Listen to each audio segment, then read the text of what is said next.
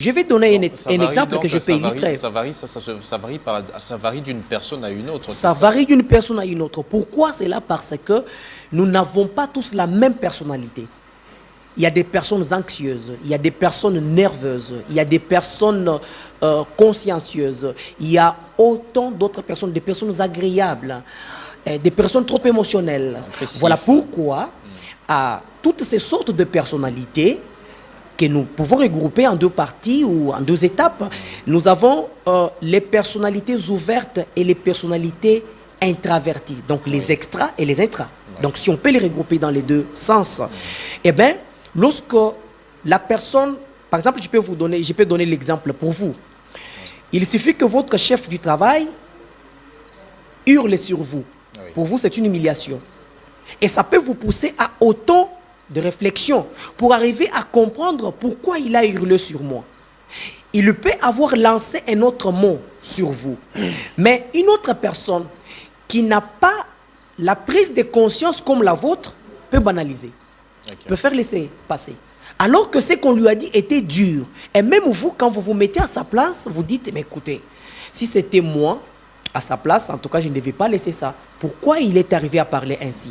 Et déjà, c'est une frustration dont l'individu fait partie. Et savoir écouter, savoir affronter sont les deux capacités qui aident l'individu à se retrouver et avoir une très bonne santé mentale. Donc, en parlant de santé mentale, donc, personne n'est à l'abri de ce que vous venez de dire, parce que toute personne éprouve quels que sont des sentiments ou bien des manifestations telles que l'anxiété, la colère, la joie et tout ça, donc, font partie de la santé mentale, n'est-ce pas? Effectivement. Mais peut-on dire que si, par exemple, vous avez recours à votre thérapie chez un individu, est-ce que c'est terminé pour cet individu-là ou bien il doit constamment vous consulter? Oui, constamment consulter, bien sûr. C'est parce que dans notre pays ou dans le monde, dans les milieux dans lesquels nous sommes en train de vivre, il n'y a pas le même problème qui surgit.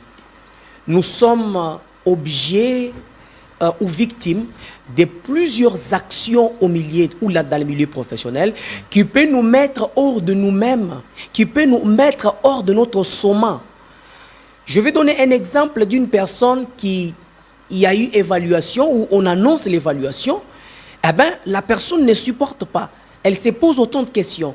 On doit évaluer, on doit évaluer. Sur quoi on doit parler? C'est sa première fois, c'est sa... Hein, il est premier part, comme je peux le dire, mais pas dans le sens de mettre au monde.